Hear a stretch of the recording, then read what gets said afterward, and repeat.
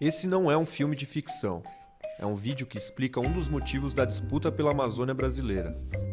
E o foco aqui são os povos indígenas, que há décadas buscam o reconhecimento de seus territórios tradicionais. São mais de 800 mil índios de 246 etnias que falam centenas de línguas. Estes povos estão em mais de 700 terras, que ocupam 13% do Brasil. A maioria fica na Amazônia Legal, região que engloba 9 estados brasileiros. Nesse pedação do Brasil rico em recursos naturais, essas áreas são constantemente ameaçadas e invadidas. Mas vamos com calma.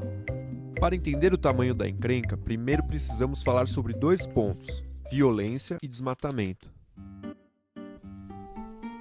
No mapa, vamos pintar de vermelho uma representação de tudo que já foi desmatado da Amazônia Legal. Até 2014, 15% da área já tinha sido derrubada. Mas pouco disso acontece em terras indígenas. Fora delas, a taxa de desmatamento é 11 vezes maior. O resultado são essas ilhas de cobertura vegetal. De tudo que sobrou da floresta, 1/4 está em terra indígena. Essas áreas são uma barreira para a exploração dos recursos naturais pelo setor privado, o que gera conflitos.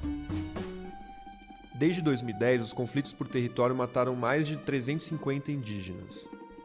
E muitos seguem ameaçados. Nos últimos 7 anos, por exemplo, 133 índios foram acolhidos pelo Programa de Proteção aos Defensores de Direitos Humanos. Mas vamos retomar. Uma terra indígena é um pedaço de chão com usufruto exclusivo concedido pelo Estado brasileiro. É um direito conquistado e previsto na Constituição de 88. E com a Constituição, foi reforçado que o principal órgão do governo responsável por lidar com a questão indígena seria a Fundação Nacional do Índio, a FUNAI. Na prática, isso significa que a FUNAI deve identificar, demarcar e monitorar as terras indígenas, mas também é responsabilidade dela prestar apoio e proteção social. A FUNAI tem limitações políticas e orçamentárias, o que acaba prejudicando a demarcação e a defesa dos territórios.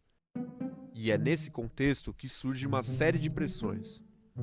Uma das principais ameaças é a exploração de madeira. Um outro fator é o garimpo ilegal. Mas tem também a mineração de grande porte, que pode ser regulamentada no Congresso Nacional. E além de tudo isso, os índios também sofrem com a construção de grandes obras, como a hidrelétrica de Belo Monte, no Pará. Se de um lado o índio faz da floresta um lugar sustentável, as pressões em seu modo de vida levam ao desmatamento, contaminam o solo, os rios, expulsam a fauna e poluem o ar. Com todas essas ameaças, a demarcação da terra indígena é um passo fundamental para a resolução dos conflitos. E há um processo bem claro para que isso seja feito. Em primeiro lugar, a FUNAI nomeia um antropólogo para fazer os estudos de identificação. Com a aprovação da FUNAI, o estudo é aberto para contestações de terceiros. A FUNAI então encaminha o processo ao Ministério da Justiça, que, em caso de reconhecimento, deve declarar os limites da terra indígena. Em seguida é feita a demarcação física. E, finalmente, a terra indígena é homologada pela Presidência da República. A Constituição afirma que uma das principais garantias da autonomia dos indígenas é o território. Mas ao longo dos últimos 28 anos, as demarcações realizadas seguiram tempo próprio da política, e não da previsão constitucional, que estipulou 5 anos para a oficialização de todas essas terras.